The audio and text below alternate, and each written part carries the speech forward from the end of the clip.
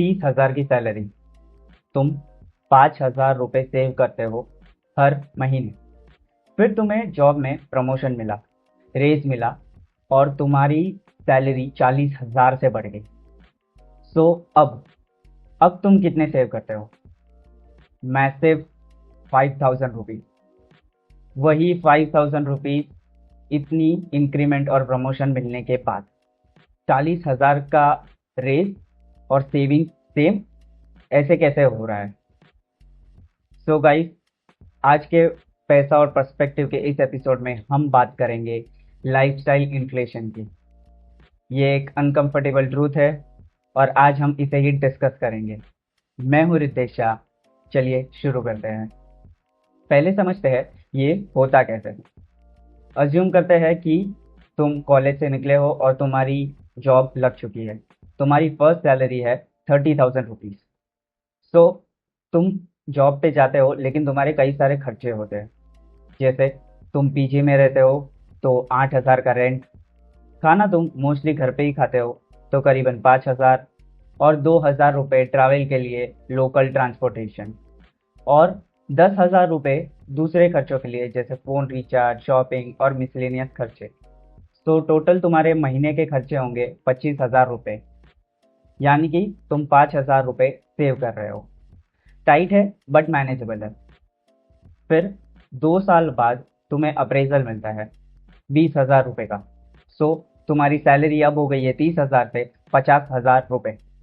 तुम बहुत खुश होते हो और ये सोचते हो कि यार अब से सेविंग ज़्यादा होगी।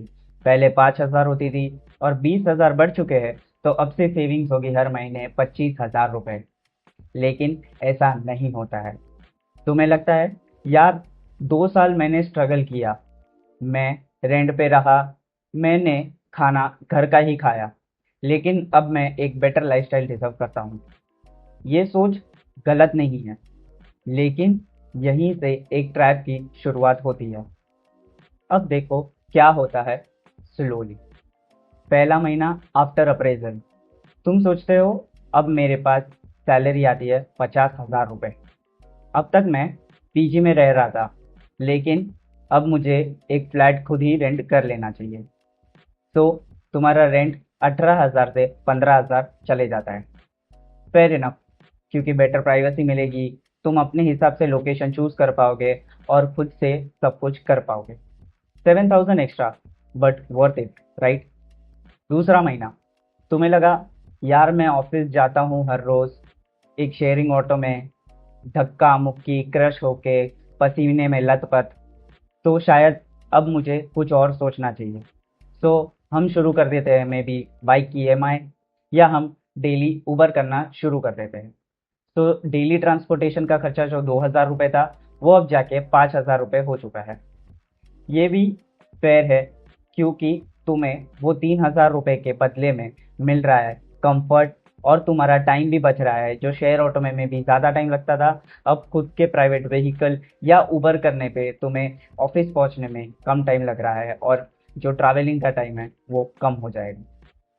तीसरा महीना, तुमने सोचा रोज़ यार हर रोज़ ये सिर्फ बोरिंग खाना मैं खाता हूँ, अब मैं स्विगी जोमेटो अफोर्ड कर सकता हूँ, कुछ अच्छा बढ़िया बाहर से खाना मंगवा सकता हूँ। तो तुम पहले जो एवरी वीकेंड सिर्फ खाना मंगाते थे, अब तुम वो खाना मंगाते हो मंडे ट्यूसडे वेडनेसडे भी। सो तुम्हारा जो फूड का खर्चा है वो 5,000 से बढ़ के हो चुका है 12,000 रुपये। चौथा महीना, सब्सक्रिप्शन स्टार्ट हुआ है। Netflix, Amazon prime, Swiggy black, और यही जिम मेंबरशिप भी। और तुमने सोचा क्या ही हो जाएगा यार, महीने के 200-500 ही तो रुपए है, और 5-6 सब्सक्रिप्शन, इन सब का खर्चा मिला के मंथली जो कॉस्ट है वो बढ़ गया है 2,500 रुपये से। तो पहले जो खर्चा ये 0 रुपीज़ का था, अभी पर मंथ 2,500 तक पहुंच चुका है। और स्लोली स्लोली वीकेंड्स पे मूवीज, दोस्तों के साथ बेटर कैफे जाना, नए नए कपड़े लेना, और बहुत सारी शॉपिंग और दूसरे खर्चे भी। तो जहाँ मिसलेनियस खर्चे 10,000 रुपये थे, वो बढ़ के हो चुके थे 17,000 रुपये। 7,000 एक्स्ट्रा अगेन। तो अब टोटल देखो, रेंट के एक्स्ट्रा 7,000, ट्रैवल के एक्स्ट्रा 3,000, फूड के एक्स्ट्रा 7,000, सब्सक्रिप्शन के एक्स्ट्रा 2,500, और मिसलेनियस एक्स्ट्रा 7,000 रुपये। तो अगर हम टोटल करेंगे तो तुम्हारे एक्स्ट्रा पैसे जो जा रहे हैं वो है 26,500 रुपये। और तुम्हें इंक्रीमेंट कितने का मिला था? 20,000 रुपये। मतलब अब तुम पहले से भी वर्स पोजीशन में हो। जहाँ पहले तुम 5,000 रुपये सेविंग्स करते थे, लेकिन अब हर महीने थोड़े रुपए डेफिसिट में हो। अब बात करते हैं ये होता क्यों है। क्योंकि साइकोलॉजी, रेस मिलते ही एक स्विच फ्लिप हो जाता है, आई डिजर्व बेटर। यानी कि तुम ये सोचते हो कि मैंने 2 साल बहुत मेहनत की, बॉस के बहुत ताने सुने, ओवरनाइट मेहनत की, सुबह उठ के मेहनत की, हर एक टास्क कंप्लीट किया। सो जब मुझे रेस मिल रहा है वो मेरे एक रिवॉर्ड है। और जब तुम इसे रिवॉर्ड समझते हो तो तुम खुद को इससे रिवॉर्ड्स देते हो, जैसे better food, better clothes, better house, better lifestyle. और यार, तुम गलत नहीं हो, तुम सच में डिजर्व करते हो एक बेटर लाइफ। बट अगर तुम हर एक रेस अपना अगर बेटर लाइफस्टाइल करने में यूज कर लो तो तुम्हारे पास फ्यूचर के लिए कुछ नहीं बचेगा। तुम्हारी लाइफस्टाइल अपग्रेड होती जाएगी, खर्चे बढ़ते जाएंगे और सेविंग्स के नाम पे कुछ नहीं रहेगा। फिर फ्यूचर में सब लाइफस्टाइल अपग्रेड के बाद तुम्हें एहसास होगा कि तुमने कुछ सेव नहीं किया और अब तुम्हारे पास कुछ बचा नहीं है। सो ये आई डिजर्व वाली जो फीलिंग थी वो एक रिग्रेट वाली फीलिंग बन के रह जाएगी। दूसरी बात, कंपैरिजन। जब तुम कंपेयर करते हो तब गलत चीज़ें होना शुरू होती है। तुम्हारा एक दोस्त है जो सेम ऑफिस में है और सेम काम करता है। वो रोज ऑफिस ओला से आता है, लेकिन तुम आते हो शेयर ऑटो से। यही, वो ओला से आता है, तुम शेयर ऑटो से। तुम दोनों सेम कमाते हो, सेम काम करते हो, सब कुछ सेम करते हो। फिर तुम्हें एक फीलिंग आती है, हम दोनों सेम कमाते हैं, फिर भी वो एक प्राइवेट व्हीकल या ओला से आ रहा है और मैं एकदम क्रश होके एक शेयरिंग ऑटो से। मैं भी सेम ही कमा रहा हूँ तो मैं भी उसके जैसे ही आऊँगा। तो तुम शुरू कर देते हो डेली उबर, ओला या कोई प्राइवेट व्हीकल। उसके बाद वही तुम्हारा दोस्त एवरी वीकेंड नए नए कैफेज एक्सप्लोर करता है, इंस्टाग्राम पे हर बार स्टोरीज डालता है। तुम्हें फोमो फील होता है, तुम्हें ऐसा लगता है सेम कमाई में वो इतने मजे कर रहा है, मैं क्यों नहीं कर पा रहा हूँ। सो तुम भी उसके साथ जाना शुरू करते हो। तुम भी ये सब खर्चे करना शुरू करते हो, बड़े कैफेज, अच्छे कपड़े और एवरी वीकेंड बाहर जाना। तुम्हारे कलीग ने लेटेस्ट फ़ोन लिया तो तुम्हें अपना 2 साल पुराना फ़ोन भी आउटडेटेड लगने लगा। क्यों? क्योंकि उसने नया फ़ोन लिया है तो तुम्हारे पास भी एक नया फ़ोन होना चाहिए। तो तुमने नया फ़ोन बाय कर लिया, ईएमआई की शुरुआत कर दी। और यही धीरे धीरे ऐसे ही छोटे छोटे कंपैरिजन से तुम्हारे खर्चे बढ़ते जाते हैं और तुम्हारी सेविंग्स ये खा जाते हैं। तीसरी बात, ये इंक्रीमेंटल होता है। तुम 20 के 20,000 कभी एक साथ खर्च नहीं करते हो। 2,000 यहाँ, 3,000 वहाँ, 5,000 इधर उधर। इंडिविजुअली एवरी एक्सपेंस जो है वो जस्टिफाइड लगता है। 200 रुपये का स्विगी ऑर्डर, 400 रुपये की शॉपिंग, 1,000 रुपये की मूवी आउटिंग। बट जब तुम मंथली टोटल करते हो तब तुम्हें एहसास होता है कि तुम्हारे 20,000 रुपये सिर्फ एंजॉयमेंट में कब चले गए तुम्हें पता भी नहीं चला। और जब तक ये चीज़ तुम्हें रियलाइज होती है तब तक बहुत लेट हो चुका होता है। अब बात करते हैं एक्चुअल कॉस्ट की, लाइफस्टाइल इन्फ्लेशन की। ये मंथली नहीं, लॉन्ग टर्म बात है। इमेजिन करो, दो सिनारियोस है। सिनारियो ए, एवरी टाइम तुम्हें जब रेस मिलता है तुम सिर्फ लाइफस्टाइल अपग्रेड करते हो और अपनी सेविंग्स उतनी की उतनी ही रखते हो। 30,000 का रेस मिला फिर भी सेविंग्स 5,000, 50,000 का मिला फिर भी सेविंग्स 5,000, और 70,000 का मिला फिर भी सेविंग्स 5,000। जो एक्स्ट्रा मनी है वो तुम्हारे सिर्फ और सिर्फ लाइफस्टाइल अपग्रेड में गए हैं। सो अगर तुम 10 साल बाद टोटल सेविंग्स की बात करो तो 5,000 रुपये एवरी मंथ के हिसाब से 6 लाख रुपए होते हैं, और 12% रिटर्न के हिसाब से तुम्हारे पास हो जाएंगे 11.5 से 12 लाख रुपए। सिनेरियो बी, तुमने हर रेस को स्प्लिट किया 50% एक्सपेंस और 50% सेविंग्स में। तो चलिए देखते हैं इसके बाद कैलकुलेशन क्या होता है। 30,000 की सैलरी, तुम 5,000 सेव कर रहे हो। जब सैलरी 50,000 की हुई, जो 20,000 का इंक्रीमेंट था उसमें से 10,000 तुमने खर्चे बढ़ाए और 10,000 की तुमने सेविंग्स शुरू की। सो अब तुम्हारी मंथली सेविंग्स हो गई है 15,000 रुपये। उसके बाद तुम्हारी सैलरी इंक्रीज होकर 70,000 रुपये हो गई। अगेन 20,000 का इंक्रीमेंट, 10,000 एक्सपेंसेस में और 10,000 इंक्रीमेंट इन सेविंग, और अब तुम्हारी मंथली सेविंग्स हो गई है 25,000 रुपये। तो 10 साल बाद अगर हम एवरेज आउट करें और अज्यूम करें कि तुम्हारा एवरी मंथ का जो एक्सपेंस था वो उतना ही रहा और तुम्हारी सेविंग्स थी वो 15,000 रही, सो 10 साल बाद तुम्हारे टोटल सेविंग्स हो जाएगी 18 लाख रुपए। और सेम 12% इंटरेस्ट रेट गिनने के बाद वो जो सैलरी या सेविंग्स थी वो हो जाएगी 34.5 to 35 लाख रुपीज। सिनारियो ए 11.5 लाख की सेविंग, सिनारियो बी 34.5 लाख की सेविंग। टोटल डिफरेंस 23 लाख रुपए with in a span of 10 years. Same income, same years, different mindset, और 23 लाख का डिफरेंस। और ये सिर्फ मनी नहीं है, अगर 10 साल बाद तुम्हारे पास 35 लाख रुपए होंगे तो तुम उससे बहुत कुछ कर सकते हो। तुम अपने बिजनेस की एक नई शुरुआत कर सकते हो एक न्यू इन्वेस्टमेंट के थ्रू। तुम अपने लिए एक घर का डाउन पेमेंट कर सकते हो, या तुम 1 साल सबैटिकल ले सकते हो, रेस्ट ले सकते हो कंप्लीटली जॉब से, क्योंकि तुम्हें एक शांति चाहिए, क्योंकि तुमने 10 साल बहुत मेहनत की है। यही अगर तुम्हारे पास 10 साल के बाद सिर्फ 11.5 और 12 लाख रुपए है तो तुम कोई भी चीज़ और लग्जरी अफोर्ड नहीं कर पाओगे। तुम्हें तुम्हारी 70,000 की जॉब कंटिन्यू करते रहनी पड़ेगी, क्योंकि तुम्हारे पास और कोई ऑप्शन नहीं है। फ्रीडम वर्सेस ट्रैप्ड, यही है रियल कॉस्ट। तो अब सवाल, इसे रोकते कैसे हैं?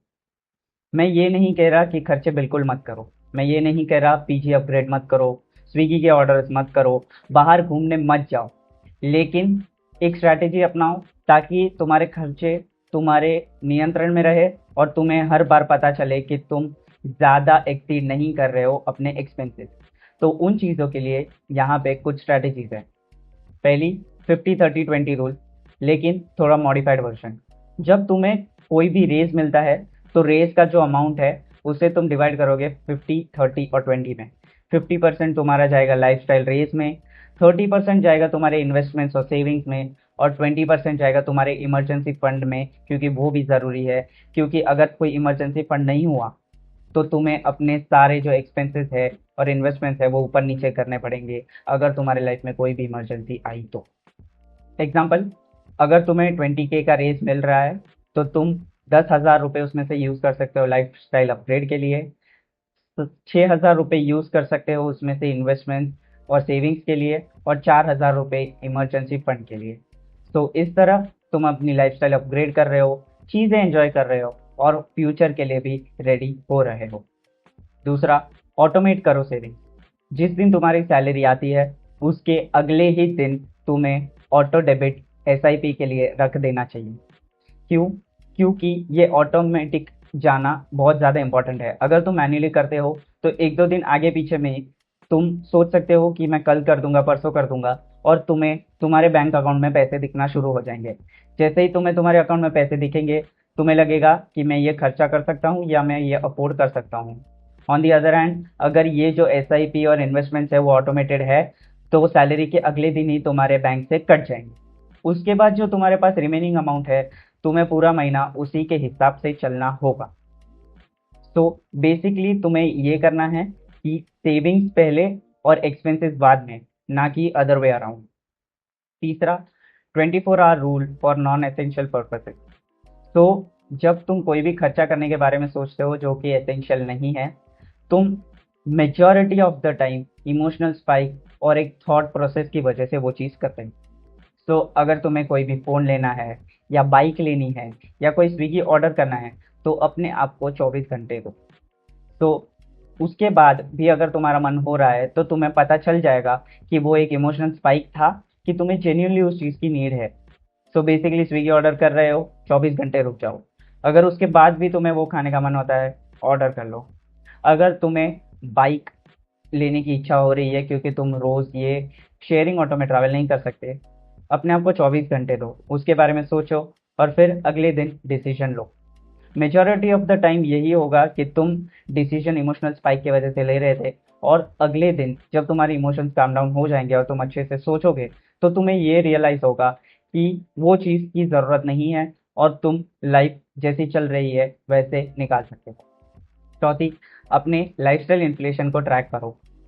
एवरी 6 मंथ्स देखो तुम्हारे खर्चे कहाँ हो रहे हैं, जो लाइफस्टाइल अपग्रेड वाले खर्चे हैं उन सबको देखो और कंपेयर करो कि तुम्हारी जो इंक्रीमेंट इनकम है उसके परसेंटेज में वो कितने ज़्यादा है। अगर तुम्हारी इंक्रीमेंट ही 20% हुई है लेकिन लाइफस्टाइल अपग्रेडेशन के खर्चे 40% है तो वो एक रेड फ्लैग है। यही धीरे धीरे क्रीप इन करेंगे, तुम्हारे खर्चे बढ़ते जाएंगे, सैलरी कम होती जाएगी और सेविंग ज़ीरो होती जाएगी। अब लास्ट बात, माइंडसेट। तुम सारी स्ट्रैटेजी यूज तभी कर पाओगे और उसे अमल में तभी ला पाओगे जब तुम तुम्हारा माइंडसेट को शिफ्ट करोगे, जब तुम रीडिफाइन करोगे आई डिजर्व दिस। तुम डिजर्व करते हो जेन्युइनली बेटर लाइफ, बेटर सब चीजें, लेकिन आई डिजर्व दिस का ये मतलब नहीं होता कि तुम सिर्फ स्पेंड करो।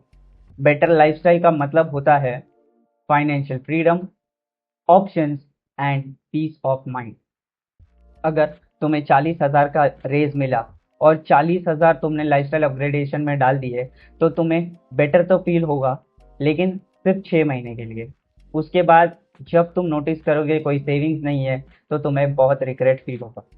यही जब तुम उन 40,000 में से 20,000 लाइफस्टाइल अपग्रेडेशन और 20,000 रुपये तुम सेविंग्स में यूज करोगे तो तुम्हारे फ्यूचर में तुम्हारे पास बहुत सारी सेविंग्स जो है वो जमा हो जाएगी, जिससे तुम्हें एक्चुअली एक बेटर लाइफ मिलेगी। So basically short term gratification versus long term freedom, choose wisely. दूसरा, इनकम और वेल्थ दोनों अलग चीज होती है। तुम 1 लाख रुपए कमा सकते हो लेकिन फिर भी ब्रोक रह सकते हो अगर तुम्हारे खर्चे 1,20,000 रुपए के हैं, और वही तुम 50,000 कमा के भी एक डिसेंट सेविंग कलेक्ट कर सकते हो अगर तुम्हारे खर्चे 30,000 रुपए तक के हैं। Wealth is not what you earn, wealth is what you keep, और जो तुम कीप करते हो वही कंपाउंड होता है और इवेंचुअली तुम्हें फाइनेंशियल फ्रीडम देता है। तो गाइज, ये था पैसा और पर्सपेक्टिव का एक नया एपिसोड जिसमें हमने बात की लाइफस्टाइल इन्फ्लेशन के बारे में। ये वही चीज़ है जो दिखती नहीं है पर होती है और स्लोली स्लोली हमारे लाइफ में से सेविंग्स को खा जाती है, तो हमें इसे ध्यान से देखना चाहिए। अगर तुम्हें ये वीडियो पसंद आई हो तो लाइक करो, शेयर करो उन दोस्तों के साथ जिन्हें तुम्हें लगता है अपने खर्चे कम करने चाहिए अपने इनकम के हिसाब से, और कमेंट करो कि तुम्हें अगर कुछ इस वीडियो से सीखने मिला हो और तुम खुद पे काम करने वाले हो ये वीडियो देखकर। सब्सक्राइब करो इस चैनल को ऐसे कई और वीडियोस के लिए। और दोस्तों, एक बात हमेशा याद रखना, कुछ नया करने से कभी मत डरना। Ritesh Shah signing of.